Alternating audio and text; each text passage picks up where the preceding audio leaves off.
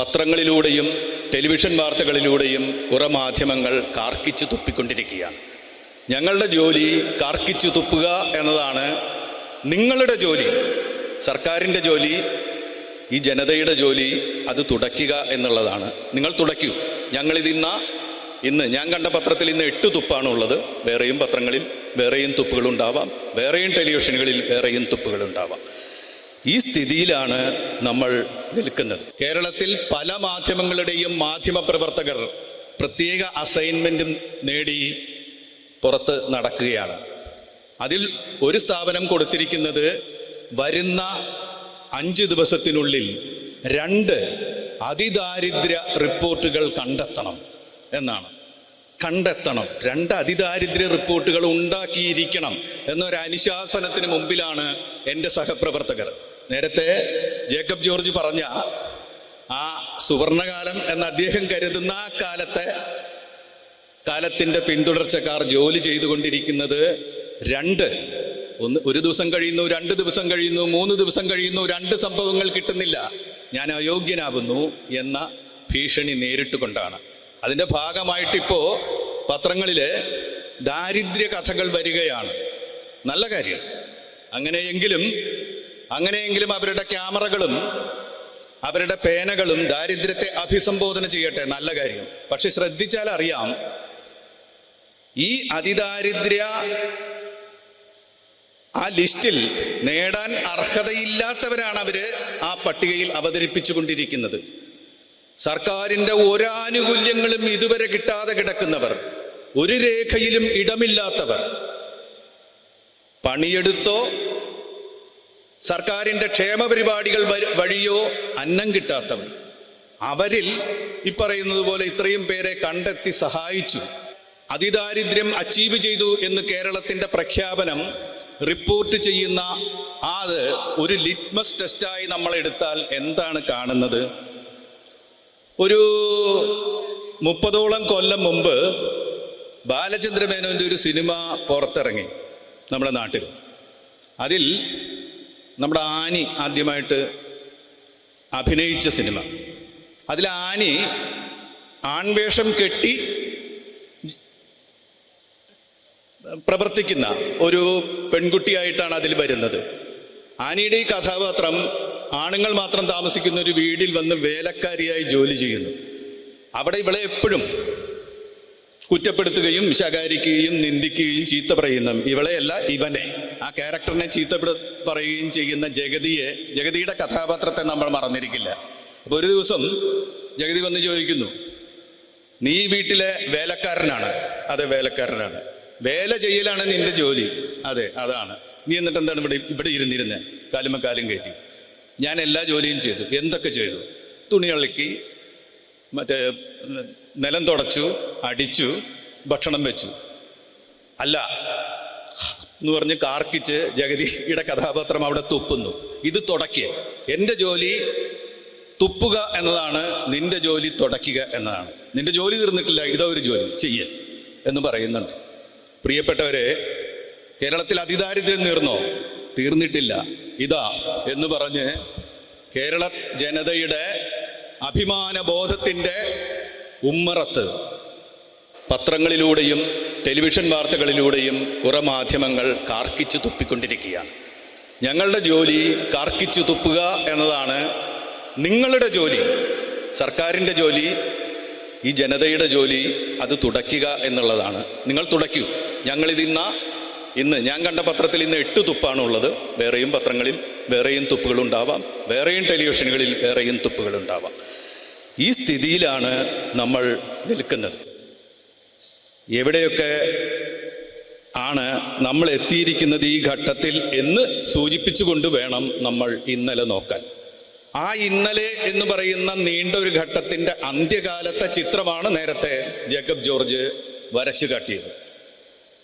അഭിമാനബോധത്തോടെ പണിയെടുക്കാൻ ശ്രമിച്ചിരുന്ന വാർത്താപ്രവർത്തകർ, മത്സരമുണ്ടെങ്കിലും ചിലപ്പോഴൊക്കെ ജീർണതയിലേക്ക് പോകാൻ വിസമ്മതിച്ചിരുന്ന പത്രപ്രവർത്തകർ, പത്രം പരാജയപ്പെടുന്നുണ്ട് എന്ന് തോന്നുമ്പോഴും അതിനെ രക്ഷിക്കാൻ ശ്രമിച്ച മാധ്യമ നടത്തിപ്പുകാർ. ആ കാലം അവസാനിച്ചു എന്നതാണ് എൻ്റെ ഒരു എളിയ ദർശനം. നമുക്കറിയാം 1847 ഗുണ്ടട്ട് രാജ്യസമാചാരം തുടങ്ങിയപ്പോൾ നമ്മുടെ പത്രപ്രവർത്തനം ആരംഭിച്ചു. അത് ഒരു മതപത്രമായിരുന്നു, മതകാര്യങ്ങൾക്ക് വേണ്ടിയാണ് ഇറങ്ങിയത്. അതിൽ പോലും ജനങ്ങൾ അറിയേണ്ട പുറം നാടുകളിലെ പല വാർത്തകളും കൊടുക്കാനിടവന്നു. അത് കഴിഞ്ഞ് നവോത്ഥാന നായകന്മാർ പ്രസിദ്ധീകരണങ്ങൾ കൈകാര്യം ചെയ്തു. അത് കഴിഞ്ഞ് സ്വാതന്ത്ര്യ സമര സേനാനികൾ തന്നെ അവരുടെ പ്രസിദ്ധീകരണങ്ങളും കൈകാര്യം ചെയ്തു. നേരത്തെ സ്വരാജ് ചൂണ്ടിക്കാണിച്ചതുപോലെ രാജഭരണത്തെ പ്രകീർത്തിക്കുകയും ബ്രിട്ടീഷ് സാമ്രാജ്യത്തെ പുകഴ്ത്തുകയും ചെയ്ത പത്രങ്ങളും അതേ കാലത്തുണ്ടായിരുന്നു. ഇവരെല്ലാവരും ആര് മുതലാളിയായാലും ആര് പത്രം നടത്തിയാലും അത് ജനങ്ങളുടെ കുറെ കാര്യങ്ങൾ വിളിച്ചു പറയുന്നുണ്ട് എന്ന ഒരു പൊതുപ്രതീതി നമുക്കെല്ലാവർക്കും ഉണ്ടായിരുന്നു. അങ്ങനെയാണ് ജേർണലിസത്തെ പത്രപ്രവർത്തനം എന്ന വാക്ക്, പത്ര തൊഴിലാളി എന്നല്ല നമ്മൾ പറയുന്നത്, പത്രപ്രവർത്തനമാണ്. അതിന് സാമൂഹ്യ പ്രവർത്തനം പോലെ വിവരാവകാശ പ്രവർത്തനം പോലെ ഒരു പദവി ഉണ്ട് എന്ന് നമ്മൾ കരുതിയിരുന്നു. ആ കാലത്ത് എന്തായാലും വാർത്തയുടെ സാമൂഹിക മൂല്യത്തിനൊരു പ്രാധാന്യമുണ്ടായിരുന്നു. വാർത്തയുടെ വിൽപ്പന മൂല്യത്തിനല്ല, സാമൂഹ്യ മൂല്യത്തിന് പ്രാധാന്യമുണ്ടായിരുന്നു. വൈകിയ വേളയിലേക്ക് ഞാൻ ഉദാഹരണങ്ങൾക്കൊന്നും പോകുന്നില്ല. പക്ഷെ ഈ കാലം അവസാനിച്ചു തുടങ്ങി എന്ന് കഴിഞ്ഞ നൂറ്റാണ്ടിൻ്റെ അവസാനം തന്നെ നോം ചോംസ്കിയെ പോലുള്ള മാധ്യമ നിരൂപകർ കൂടിയായ വ്യക്തിത്വങ്ങൾ നമ്മളോട് വിളിച്ചു പറഞ്ഞിട്ടുണ്ട്. സ്വരാജ് നേരത്തെ അത് പറയുകയുണ്ടായി, ഞാൻ കൂട്ടിച്ചേർക്കുകയാണ്. അന്നത്തെ കാലത്ത്, കഴിഞ്ഞ നൂറ്റാണ്ടിൻ്റെ അവസാന കാലത്ത് അമേരിക്കയിലെ മാധ്യമങ്ങളെ പഠിച്ചുകൊണ്ട് അദ്ദേഹം പറഞ്ഞു, മാധ്യമങ്ങൾക്ക് 5 അരിപ്പയുണ്ട്. അതിൻ്റെ ഉള്ളടക്കങ്ങൾ നമ്മളിലേക്ക് എത്തുന്നത് എങ്ങനെയാണ് എന്ന് തീരുമാനിക്കുന്നതിൽ ഉടമയുണ്ട്. എവിടെ നിന്നാണ് ഉടമയ്ക്ക് ധനം, ഉടമയുടെ പോക്കറ്റിൽ നിന്ന് മാത്രമല്ലല്ലോ, എവിടെ നിന്നൊക്കെയാണ് ധനം വരുന്നത് എന്ന ഘടകമുണ്ട്. ആരാണ് വാർത്തകൾ കൊടുത്തുകൊണ്ടിരിക്കുന്നത്, വാർത്താ ഉറവിടങ്ങൾ ആരാണ്, ആരുടെ ഉറവിടങ്ങളിൽ നിന്നാണ് വാർത്ത എടുക്കുന്നത് എന്ന കാര്യമുണ്ട്. ഏതൊക്കെയാണ് നാട്ടിലെ സമ്മർദ്ദ ശക്തികൾ എന്ന കാര്യമുണ്ട്. 5ാമതായിട്ട് പറഞ്ഞു, നാട്ടുനടപ്പ്, പ്രത്യയശാസ്ത്രം എന്ന് പറയുന്ന ഒരു കാര്യവും കൂടി ഉള്ളടക്കത്തെ ഉൾക്കൊള്ളുന്നുണ്ട് എന്ന് പറഞ്ഞു. അദ്ദേഹം തന്നെ അതിൻ്റെ കൂടെ കൂട്ടിച്ചേർത്തു, അമേരിക്കയിൽ ആ പ്രത്യയശാസ്ത്രം അമേരിക്കയിലെ കമ്മ്യൂണിസ്റ്റ് വിരുദ്ധതയാണ് എന്നും പറഞ്ഞു. അത് അവിടുന്ന് പോയി എവിടെയൊക്കെ എത്തി. പിന്നീട് സാമൂഹ്യ മാധ്യമങ്ങളിലൂടെ അത് പരാമർശിക്കുകയുണ്ടായി. സാമൂഹ്യ മാധ്യമങ്ങളിലൂടെ രാഷ്ട്രീയത്തെ പോലും നിയന്ത്രിക്കാം എന്ന നിലയിലേക്ക് വന്നു. അന്ന് ലോകം വിക്കിപീഡിയയുടെ വിക്കിയും റിയാലിറ്റിയുടെ യാലിറ്റിയും ചേർന്ന് വിക്കിയാലിറ്റി എന്നൊരു പ്രതിഭാസമുണ്ട് എന്ന് പറഞ്ഞു. റിയാലിറ്റിയേക്കാൾ ശക്തമാണത്. ഒരു കാര്യം സാമൂഹ്യ മാധ്യമങ്ങളിലൂടെ നിങ്ങൾക്ക് നിരന്തരം എത്തിച്ചാൽ യാഥാർത്ഥ്യം അവിടെ ക്ഷീണിച്ചു നിൽക്കും. ഈ വിക്കിയാലിറ്റി ഈ സമാന്തര മാധ്യമങ്ങളിലൂടെ നമുക്ക് കിട്ടിയ യാഥാർത്ഥ്യം എന്ന് നമ്മൾ കരുതുന്ന നുണയ്ക്ക് ശക്തി വരും എന്നൊരു വാക്ക് വന്നു. പിന്നീട് ഒരു വാക്ക് വന്നു, മീഡിയാക്രസി. സർക്കാരുകളെ പോലും നിയന്ത്രിക്കുന്ന മാധ്യമങ്ങൾ, media plus democracy, media plus ഭരണം, മീഡിയ ഭരിക്കുന്ന ഒരു നില എന്ന ഒരു വാക്ക് തോന്നി. പിന്നാലെയാണ് പോസ്റ്റ് ട്രൂത്ത് എന്ന ആ നരകവാക്ക് നമ്മുടെ തലയ്ക്ക് മീതെ വന്നു വീണത്. സത്യാനന്തരകാലം, സത്യം കഴിഞ്ഞു എന്നല്ല, പക്ഷെ സത്യം അതിജീവിക്കാൻ, ജയിക്കാൻ അശക്തമായി നിൽക്കുന്നൊരു കാലം. അസത്യം അല്ലെങ്കിൽ വൈകാരികത സൃഷ്ടിക്കാവുന്ന നുണകൾ, പകുതി നുണകൾ, അല്പനുണകൾ ഒക്കെ ചേർത്ത് ഉണ്ടാക്കുന്ന കാര്യം ഭരിക്കുന്ന ഒരു രീതി വന്നു. അതോടുകൂടി ഇതിനെ വിവരയുഗം എന്നോ വിവര സാങ്കേതിക വിദ്യായുഗം എന്നോ പറയാൻ പറ്റില്ല, ഇതൊരു മാധ്യമയുഗം ആണ് എന്ന ഒരു ഇത് വന്നു. നേരത്തെ ജേക്കബ് ജോർജ് സാർ ചോദിച്ചു, who is afraid of media എന്ന് ചോദിക്കേണ്ട ജനം അബോധമായി മീഡിയയുടെ ഉള്ളടക്കങ്ങൾ ഉൾക്കൊള്ളുന്ന ഒരു കാലത്തിലേക്ക് നമ്മൾ എത്തി. ഇത് മാനേജ്ഡ് ഡെമോക്രസിയുടെ, ഗൈഡഡ് ഡെമോക്രസിയുടെ കാലമാണ് എന്ന സ്ഥിതിയിലേക്ക് നമ്മൾ എത്തി. ഞാൻ നേരത്തെ പറഞ്ഞ വാർത്തയ്ക്ക് എന്തായാലും സാമൂഹ്യ മൂല്യമാണ്. ഒരു സമൂഹത്തിന് എന്തിനാ വാർത്ത കൊടുക്കണം എന്നതാണ് ആ വാർത്തയുടെ മൂല്യം എന്നതിന് പകരം ആ വാർത്തയുടെ വിനോദ മൂല്യമാണ്. സമൂഹം അറിയേണ്ട വാർത്തയായിരിക്കും, സമൂഹം ആശങ്കയോടെ ഉൾക്കൊള്ളേണ്ട വാർത്തയായിരിക്കും. പക്ഷേ അതിൻ്റെ ഒരു വിനോദവൽക്കരണമാണ് വാർത്ത എന്ന നിലയിലേക്ക് വന്നു. ഇങ്ങനെ വന്നാൽ എന്തുണ്ടാവും? ഞാൻ മറ്റാരെയും കുറ്റം പറയുന്നില്ല. നിങ്ങൾ ഓരോരുത്തരും നിങ്ങളുടെ ഉള്ളിൻ്റെ ഉള്ളിലേക്ക് നോക്കുക. കേവലമായ വാർത്തയേക്കാൾ, അലങ്കാരങ്ങളൊന്നും ചേർക്കാത്ത വാർത്തയേക്കാൾ, നിറപ്പകിട്ടോടുകൂടി അവതരിപ്പിക്കാത്ത വാർത്തയേക്കാൾ നിങ്ങൾ നിറപ്പകിട്ടുള്ള വാർത്തയെ, ധാടികളും മോടികളുമുള്ള വാർത്താവതരണത്തെ, കുതിരപ്പുറത്ത് കയറിയ റിപ്പോർട്ടുകളെ, നൃത്തം ചെയ്തു തരുന്ന റിപ്പോർട്ടുകളെ, സ്വരാജ് പറഞ്ഞതുപോലെ എപ്പോഴെങ്കിലും ഒരിക്കൽ കൂടുതൽ ഇഷ്ടപ്പെട്ടിട്ടുണ്ടെങ്കിൽ ഇതൊന്ന് കണ്ടു കഴിഞ്ഞിട്ട് നേര് പറയുന്ന ചാനലിലേക്ക് പോകാം. ഈ പത്രം എടുത്ത് വായിച്ചു കഴിഞ്ഞിട്ട് നേര് പറയുന്ന പത്രത്തിലെ വാർത്ത എന്താണ് എന്ന് അപ്പുറത്തെ വീട്ടുകാരനോട് ചോദിക്കാം എന്ന ഒരു നിലപാട് ഒരു മണിക്കൂറെങ്കിലും നമ്മളെ ഭരിച്ചിട്ടുണ്ടെങ്കിൽ, ഒരു ദിവസമെങ്കിലും നമ്മളെ ഭരിച്ചിട്ടുണ്ടെങ്കിൽ, പല മണിക്കൂറുകളിലും പല ദിവസങ്ങളിലും നമ്മളെ ഭരിച്ചിട്ടുണ്ടെങ്കിൽ, പ്രിയപ്പെട്ടവരെ, who is afraid of media എന്ന് ചോദിക്കേണ്ട ജനം എന്താണ് പറയേണ്ടത്? ഞങ്ങൾ മാധ്യമങ്ങളുടെ അടിമകളാണ് എന്ന് പറയേണ്ട സ്ഥിതിയിൽ എത്തിയിരിക്കുന്നു എന്നാണ് അർത്ഥം. ഇതാണ് മാധ്യമങ്ങൾ ഈ കാലത്ത് സൃഷ്ടിക്കുന്ന അടിമത്തം. ഷേക്സ്പിയറിൻ്റെ നാടകങ്ങളിൽ വിജയികളായ രാജാക്കന്മാർ ദിഗ്വിജയം നടത്തി തിരിച്ചു വരുമ്പോൾ അവരുടെ രഥങ്ങൾക്ക്, വിജയികളായ രാജാക്കന്മാരുടെ സേനയിലെ രഥങ്ങൾക്ക് ചുറ്റും കയ്യിൽ കയറ് കെട്ടി ഇട്ട് വലിച്ചോ നടത്തിയോ ഓടിച്ചോ കൊണ്ടുവരുന്ന അടിമകളുടെ ഒരു സഞ്ചയമുണ്ടാകും. വിജയിയുടെ രഥത്തിൽ കെട്ടിയിട്ട അടിമകളെ പോലെ നമ്മൾ ഈ പ്രതാപമുള്ള, പദവിയുള്ള, വിലോഭനീയതയുള്ള മാധ്യമങ്ങൾക്ക് പിറകെ പോകുന്നുണ്ടെങ്കിൽ നമ്മൾ ഒരു നഷ്ടപ്പെട്ട ജനതയാണ്, കീഴടക്കപ്പെട്ട ജനതയാണ്. അല്ലെങ്കിൽ കീഴടക്കപ്പെട്ടുകൊണ്ടിരിക്കുന്ന ഒരു ജനതയാണ് എന്നെങ്കിലുമുള്ള സ്വയം വിമർശന ചിന്ത നമ്മളെ ഭരിക്കുന്നില്ലെങ്കിൽ ഇപ്പോൾ നമ്മളൊരു ജനത എന്ന പേരിന് അർഹമല്ല എന്നാണ് ഞാൻ വിചാരിക്കുന്നത്.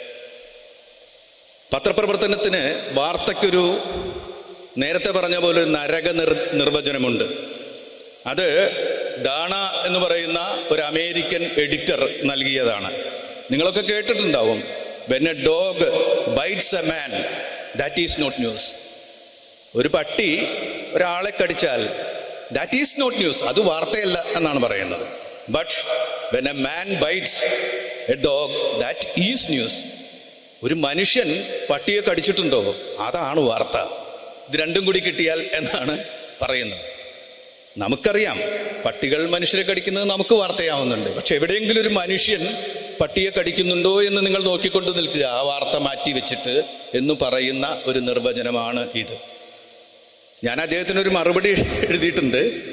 അതിങ്ങനെയാണ്: മനുഷ്യൻ പട്ടിയെ കടിച്ചാൽ അത് വാർത്തയാണ്. മനുഷ്യൻ പട്ടിയെ കടിച്ചു എന്നല്ല. എന്തുകൊണ്ടൊരു മനുഷ്യൻ സാധാരണ പട്ടിയെ കടിക്കുമോ? എന്തുകൊണ്ട് അയാൾ പട്ടിയെ കയറി കടിക്കാൻ ഇടവന്നു? ഞാൻ എഴുതി, അയാൾ ചിലപ്പോൾ ഒരു അനാഥനായിരിക്കും. അയാൾ ചിലപ്പോൾ അയാളുടെ അനാഥത്വം ബുദ്ധിഭ്രമം ഉണ്ടാക്കിയ ഒരാളായിരിക്കും. അയാൾ 3-4 ദിവസം കൂടിയിട്ട് ഒരു കീറ്റലയിൽ ഒരിത്തിരി ചോറ് കിട്ടിയ ഒരാളായിരിക്കും. അതൊരു തെരുവിലിരുന്ന് പാതിരാത്രി എപ്പോഴോ കഴിക്കുമ്പോൾ, അത് പട്ടികളുടെ നേരമാണല്ലോ, വന്നൊരു പട്ടി ആ ചോറ് ആർത്തിയോടെ ആക്രമിക്കാൻ വന്നിട്ടുണ്ടാവും. ആ മാനസികാവസ്ഥയിലും ആ ഭൗതികാവസ്ഥയിലും ഉള്ളൊരു മനുഷ്യനെ പട്ടിയെ കടിക്കും. അപ്പോൾ ചാൾസ് ആൻഡേഴ്സൺ ഡാണ അങ്ങ് ക്ഷമിക്കണം, മനുഷ്യൻ പട്ടിയെ കടിച്ചു എന്നല്ല, മനുഷ്യപുത്രന് പട്ടിയെ കടിക്കേണ്ടി വന്നു എന്നതാണ് അവിടുത്തെ വാർത്ത. തലചായ്ക്കാൻ ഇടയില്ലാത്ത മനുഷ്യപുത്രനാണ് വാർത്ത എന്ന് ഞാൻ അദ്ദേഹത്തിന് ഒരു തിരുത്ത് കൊടുത്തു. പക്ഷെ ഞാൻ കൊടുത്തത് മലയാളത്തിലാണ്, ആരും അത് കണ്ടിട്ടില്ല. അത് വേറെ കാര്യം. എന്തായാലും നമ്മുടെ കാലത്ത് ഇത്തരത്തിൽ ജീർണമായ ഒരു പത്രപ്രവർത്തനം നിൽക്കുന്നുണ്ട്. ഒട്ടും നിരാശപ്പെടേണ്ട. എല്ലാ കാലത്തും ജീർണമായ പത്രപ്രവർത്തനം ഉണ്ടായിട്ടുണ്ട്. ഇന്ത്യയിൽ ആദ്യത്തെ പത്രം തുടങ്ങിയത് ഒരു ഇംഗ്ലീഷുകാരനാണ്. ആ പത്രം ഈസ്റ്റ് ഇന്ത്യ കമ്പനിക്ക് എതിരായിരുന്നു. തൊട്ട് പിന്നാലെ തന്നെ ഈസ്റ്റ് ഇന്ത്യ കമ്പനിയുടെ സ്നേഹാശിസ്സുകളോടുകൂടി പിന്തുണയോടുകൂടി മറ്റൊരു പത്രവും ആരംഭിക്കുന്നുണ്ട്. ആദ്യത്തെ പത്രത്തിനെ ബ്രിട്ടീഷുകാർ പൂട്ടിക്കെട്ടി അതിൻ്റെ ഓണറെ പിടിച്ച് നാട് കടത്തി. രണ്ടാമത്തെ പത്രം അവരുടെ ആശീർവാദത്തോടു കൂടി നിലനിന്നു. ഇതാണ് പത്രപ്രവർത്തനത്തിൻ്റെ ചരിത്രം. പത്രപ്രവർത്തനത്തിൽ നേരത്തെ പറഞ്ഞതുപോലെ പണ്ടുകാലം മുതലുള്ള കച്ചവടം മാത്രം ലക്ഷ്യമാക്കി പ്രവർത്തിക്കുന്ന, ഇപ്പോൾ വിനോദ മാധ്യമങ്ങളായി മാറിക്കഴിഞ്ഞിരിക്കുന്ന മാധ്യമങ്ങളുമുണ്ട്. മാസങ്ങൾ മാത്രം നടത്തി പരാജയപ്പെട്ട് അടച്ചുപോയ പത്രങ്ങളുമുണ്ട്. പത്രപ്രവർത്തനം അതിൻ്റെ പിറകിലേക്ക് നോക്കി അഭിമാനിക്കുന്നത് ആഴ്ചകളോ മാസങ്ങളോ മാത്രം പ്രവർത്തിച്ച പത്രങ്ങളുടെ പേരിലാണ്. സ്വദേശാഭിമാനി രാമകൃഷ്ണപിള്ളയോ കേസരി ബാലകൃഷ്ണപിള്ളയോ ഒക്കെയാണ് കേരളത്തിലെ പത്രപ്രവർത്തനത്തിൻ്റെ കുലപതികൾ. അല്ലാതെ അന്നു മുതൽ ഇന്ന് വരെ വിജയിച്ച പത്രങ്ങളുടെ അധിപന്മാരെ അല്ല, ആ മൂല്യങ്ങളെ അല്ല തൊഴുന്നത്. അതുകൊണ്ട് ഇപ്പോഴും എതിർമൂല്യം ശക്തമാണ്. അത് ദുർബലമായിരിക്കാം, അത് നിസ്സഹായമായിരിക്കാം, അത് നിങ്ങളുടെ കാതുകളിലേക്ക് വേണ്ടതുപോലെ എത്തുന്നില്ലായിരിക്കാം, നിങ്ങളുടെ കണ്ണുകളിലേക്ക് വേണ്ടതുപോലെ എത്തുന്നില്ലായിരിക്കാം, അത് അനലങ്കൃതമായിരിക്കാം, അത് ദരിദ്രമായിരിക്കാം, സമ്പത്തിൻ്റെ ഒരു പ്രൗഢിയും അതിൽ ഉണ്ടാവില്ല. പക്ഷേ നരകത്തിലെത്തിയ ധർമ്മപുത്രരെ പോലെ, അല്ലെങ്കിൽ നരകവാതിൽക്കലെത്തിയ ഓർഫ്യൂസിനെ പോലെ ഞാൻ ഇവിടെ തന്നെ നിൽക്കും, ഈ നരകത്തിലുള്ളവരുടെ കൂടെ എന്ന മട്ടിൽ നിങ്ങൾ ആ ദരിദ്രമായ നേരുള്ള വാർത്തകൾക്കൊപ്പം നിൽക്കാൻ തയ്യാറാവണം എന്നുകൂടിയാണ് EMSന്റെ ഓർമ്മ പേറുന്ന ഈ വേദിയിൽ നിന്ന് എനിക്ക് പറയാനുള്ളത്. ഓർഫ്യൂസ് പറഞ്ഞതുപോലെ ഈ നരകവാതിൽ തുറക്കുന്നതുവരെ, നരകത്തിലുള്ള എൻ്റെ പ്രിയപ്പെട്ടവൾ പുറത്തു വരുന്നത് പോലെ ഞാൻ ഇവിടെ നിന്ന് പാടും എന്ന് ഓരോ ജനങ്ങളും തീരുമാനിച്ചാൽ, ഓരോ ജനത്തിൽ ഓരോരുത്തരും തീരുമാനിച്ചാൽ മാത്രമേ ഈ കെട്ട പത്രപ്രവർത്തന കാലത്തെ അതിജീവിക്കാൻ നമുക്ക് കഴിയുള്ളൂ. ഞാൻ ഒന്നുകൂടി പറയും, എന്തുകൊണ്ടാണ് നമ്മുടെ പത്രങ്ങൾ മുമ്പത്തേക്കാളേറെ അധാർമികതകളിൽ അഭിരമിക്കുന്നത്? എന്തുകൊണ്ടാണ് നമ്മുടെ ജനപദം ഒരു വലിയ അഭിമാനം നേടുമ്പോൾ ആ അഭിമാനത്തിൻ്റെ 1000-1 പോലും പങ്കിടാതെ അതിനെ അപകീർത്തിപ്പെടുത്തുന്ന തരത്തിലേക്ക് ഇവർ പോയിക്കൊണ്ടിരിക്കുന്നത് എന്ന് ചോദിക്കുമ്പോൾ ഇന്നത്തെ പത്രത്തിൽ ഒരു പ്രശ്നമുണ്ട്. പരസ്യമാണ് അതിനെ നന്നാക്കുന്നതും അതിനെ ഈ പറയുന്ന നിറപ്പകിട്ടുള്ളതാക്കുന്നതും പരസ്യമാണ് അതിൻ്റെ മൂല്യങ്ങളെ നശിപ്പിക്കുന്നത്. നമ്മുടെ രാഷ്ട്രപിതാവ് ആവർത്തിച്ച് പറഞ്ഞുകൊണ്ടിരുന്ന കാര്യം, ആളുകൾ പരസ്യം കൊടുക്കരുത്, കച്ചവടക്കാർ പരസ്യം കൊടുക്കരുത്, പത്രങ്ങൾ പരസ്യം അടിക്കരുത് എന്നാണ്. അദ്ദേഹം അങ്ങനെ പരസ്യമില്ലാതെ പത്രം നടത്താൻ ശ്രമിച്ചൊരു മനുഷ്യനാണ്. പക്ഷെ അദ്ദേഹം തന്നെ പിന്നീട് നിലനിൽപ്പിന് വേണ്ടി വിട്ടുവീഴ്ചകൾ ചെയ്യുകയും ധാർമ്മികമായ പ്രശ്നമില്ലാത്ത പരസ്യങ്ങൾ ഞാൻ സ്വീകരിക്കും എന്ന് പറഞ്ഞു. പക്ഷേ പരസ്യങ്ങൾ കൊണ്ട് മാത്രം നിലനിൽക്കുകയും വളരുകയും ചെയ്യുന്ന ഒരു ബിസിനസ് മോഡലിനെയാണ് നമ്മൾ മാധ്യമങ്ങൾ എന്ന് വിളിക്കാൻ തുടങ്ങിയത്. അതിൻ്റെ ജീർണ മുതലാളിത്തത്തിൻ്റെ ഈ കാലത്ത് അതിൻ്റെ ഏറ്റവും വലിയ തീവ്രതയിലേക്ക് എത്തിയിരിക്കുന്നു. ഇന്ന് പത്രങ്ങൾ കാണിക്കുന്ന ഈ മൂല്യപരമായ അപഭ്രംശങ്ങൾ മുഴുവനും മരിക്കുന്ന കാലഹരണപ്പെട്ട ഒരു ബിസിനസ് മോഡലിൻ്റെ മരണവെപ്രാളങ്ങളാണ്. ഈ മണിക്കൂറിൽ ഇപ്പോൾ എൻ്റെ മുമ്പിലിരിക്കുന്ന കാണികളെക്കാൾ 10 കാണികൾ കൂടുതൽ എൻ്റെ മുമ്പിൽ വന്നെങ്കിൽ എന്ന് ഞാൻ ആഗ്രഹിക്കുന്നു. ഇപ്പോൾ എൻ്റെ പത്രം വായിക്കുന്നതിനേക്കാൾ 10 പേർ കൂടുതൽ നാളെ വായിക്കണം എന്ന് ഒരു പത്രപ്രവർത്തകൻ ആഗ്രഹിക്കുന്നു. അതിൽ നിന്നാണ് ഈ ജീർണത തുടങ്ങുന്നത്. അതുകൊണ്ട് ഞാൻ പറയും, ഇപ്പോൾ പത്രങ്ങൾ വഴിതെറ്റുന്നുണ്ടെങ്കിൽ, ഇപ്പോൾ ടെലിവിഷനുകൾ വഴിതെറ്റുന്നുണ്ടെങ്കിൽ, ഇപ്പോൾ ഓൺലൈൻ മാധ്യമങ്ങൾക്ക് വഴിതെറ്റുന്നുണ്ടെങ്കിൽ, ഇപ്പോൾ വാർത്തകൾക്ക് ഉള്ളടക്കങ്ങൾക്ക് വഴിതെറ്റുന്നുണ്ടെങ്കിൽ അതിൻ്റെ അർത്ഥം ആ മോഡൽ പരസ്യം കൊണ്ട് പണമുണ്ടാക്കി നമ്മളെ കാര്യങ്ങൾ പറഞ്ഞു മനസ്സിലാക്കേണ്ട ആ മോഡൽ കാലഹരണപ്പെട്ടിരിക്കുന്നു. അതിൻ്റെ മരണവെപ്രാളമാണ് കാണിച്ചു കൊണ്ടിരിക്കുന്നത് എന്നാണ്. പിന്നെ ഏതാണ് മറ്റൊരു മോഡൽ ഉണ്ടാകേണ്ടിയിരിക്കുന്നു? അത് ഈ കാലത്തിൻ്റെ ആശങ്കകളിൽ നിന്ന്, ഈ കാലത്തിൻ്റെ പ്രതിബദ്ധതകളിൽ നിന്ന്, ഈ കാലത്തിൻ്റെ ദാർശനികവും സാമൂഹ്യവുമായ അന്വേഷണങ്ങളിൽ നിന്ന് ഉണ്ടായി വരേണ്ടതാണ് എന്നുകൂടി പറയാനും ഞാൻ ഇപ്പോൾ ആഗ്രഹിക്കുകയാണ്. എന്തായാലും ലോകമാകെ പല പത്രങ്ങളും പൂട്ടിക്കെട്ടിക്കൊണ്ടിരിക്കുകയാണ്. ലോകമാകെ തന്നെ പല മാധ്യമങ്ങളും അടച്ചുപൂട്ടിക്കൊണ്ടിരിക്കുകയാണ്. അതിൻ്റെ ഇടയിൽ നിന്നാണ് കേരളത്തിൽ മലയാളത്തിലെ ഈ മാധ്യമങ്ങൾ പുറത്തിറങ്ങുന്നതും പ്രവർത്തിക്കുന്നതും. ആ തരത്തിൽ അടച്ചു പൂട്ടാതിരിക്കാൻ വേണ്ട രീതികൾ അവർ അനുവർത്തിക്കുന്നു. അതിൻ്റെ ജീർണതയിലേക്ക് നമ്മളെ കൊണ്ടുപോകുന്നു. ജീർണത എന്താണെന്ന് അറിയാനുള്ളൊരു മനസ്സ് കാണിക്കുക, ജീർണതയെ ത്യജിക്കാനുള്ള മനസ്സുറപ്പ് കാണിക്കുക. അതാണ് ഈ കാലത്ത് നമുക്ക് ചെയ്യാനുള്ളത്. എങ്കിൽ മാത്രമാണ് EMS മാധ്യമ മേഖലയിൽ കണ്ട സ്വപ്നങ്ങൾ പൂർത്തീകരിക്കാൻ കൂടി കഴിയുകയുള്ളൂ എന്ന് ഞാൻ പറഞ്ഞു വെക്കുകയാണ്. EMS അദ്ദേഹത്തിൻ്റെ ഭാരിച്ച സ്വത്ത്, അദ്ദേഹത്തിന് കുടുംബത്തിൽ ഓഹരിയായി കിട്ടിയ സ്വത്ത് മുഴുവൻ പാർട്ടിക്ക് കൊടുത്തു, അദ്ദേഹത്തിൻ്റെ രാഷ്ട്രീയ കക്ഷിക്ക് കൊടുത്തു എന്നാണ് ചരിത്രം പറയുക. പക്ഷേ അദ്ദേഹത്തിൻ്റെ രാഷ്ട്രീയ കക്ഷിക്ക് ഒരു ജനകീയ പത്രം തുടങ്ങാൻ കൊടുത്തു എന്നതാണ് സത്യം. EMS അദ്ദേഹത്തിൻ്റെ കുടുംബ സ്വത്ത് വിറ്റ് കൊടുത്തത് ഒരു നേരുള്ള മാധ്യമം തുടങ്ങാൻ വേണ്ടിയാണ്. നേരുള്ള മാധ്യമമാണ് അദ്ദേഹത്തിൻ്റെ ഒസ്യത്തിൽ അങ്ങനെ പരാമർശിച്ചിട്ടില്ലെങ്കിലും അദ്ദേഹത്തിൻ്റെ ഏറ്റവും വലിയ അന്ത്യാഭിലാഷം, നിറവേറ്റാത്ത അഭിലാഷം എന്ന് വിശ്വസിക്കുന്ന ഒരുത്തനാണ് ഞാൻ. അപ്പോൾ ആരോ ഇവിടെ സൂചിപ്പിക്കുകയുണ്ടായി മാധ്യമ സാക്ഷരത. എനിക്ക് തോന്നുന്നു അത് ഡോക്ടർ ലജീഷാണ് ആദ്യം പറഞ്ഞത്. മാധ്യമ സാക്ഷരത അത് ഈ സ്ഥാപനം, ഈ ചെയർ ഒരു കർമ്മ പദ്ധതിയായി ഏറ്റെടുക്കേണ്ടതുണ്ട്. മാധ്യമ സാക്ഷരത. പല മാധ്യമങ്ങൾക്കും മാധ്യമ സാക്ഷരത ഇല്ല എന്നൊക്കെ ആളുകൾ തെറ്റായി പറയുന്നത് ഞാൻ കേട്ടിട്ടുണ്ട്.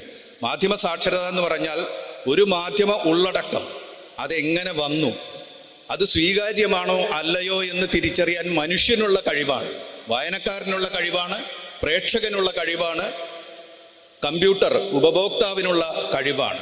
ഒരു മാധ്യമത്തിൽ ഒരു ഉള്ളടക്കം കണ്ടാൽ ആ ഉള്ളടക്കം എന്തുകൊണ്ടാണ് അങ്ങനെ ആയത്, അതിൽ ഉടമയുടെ താല്പര്യം പ്രവർത്തിച്ചിട്ടുണ്ടോ, അതിൽ ഉടമയുടെ സാമ്പത്തിക താല്പര്യങ്ങൾ പ്രവർത്തിച്ചിട്ടുണ്ടോ, അതിൽ ആ വാർത്ത നൽകിയ ഉറവിടങ്ങളുടെ താല്പര്യങ്ങളുണ്ടോ, ആ വാർത്ത ഏറ്റുവാങ്ങേണ്ട സമൂഹത്തിലെ സമ്മർദ്ദ ശക്തികൾക്ക് വഴങ്ങിയാണോ ആ മാറ്റർ അങ്ങനെ ആയിട്ടുള്ളത് എന്ന് വാർത്ത മുതൽ വിനോദമടക്കം, കാർട്ടൂൺ അടക്കം, പരസ്യമടക്കം എന്തും ഒരു ഉള്ളടക്കം എന്തുകൊണ്ട് അങ്ങനെയായി എന്ന് മനുഷ്യർക്ക് തീരുമാനിക്കാൻ കഴിയുമ്പോഴാണ് അയാൾ സാക്ഷരനായി എന്ന് പറയാൻ കഴിയുക. മാധ്യമ സാക്ഷരനായി. ആ മാധ്യമ സാക്ഷരത പകരൻ ഒരു വലിയ കർമ്മപദ്ധതിയായി ഏറ്റെടുക്കാൻ EMS ചെയറിന് കഴിയട്ടെ. അതിനുള്ള കോഴ്സുകൾ ഡിസൈൻ ചെയ്യാനും അതിനുവേണ്ടിയുള്ള ഗവേഷണങ്ങളെ പ്രോത്സാഹിപ്പിക്കാനും ഈ ചെയറിന് കഴിയട്ടെ.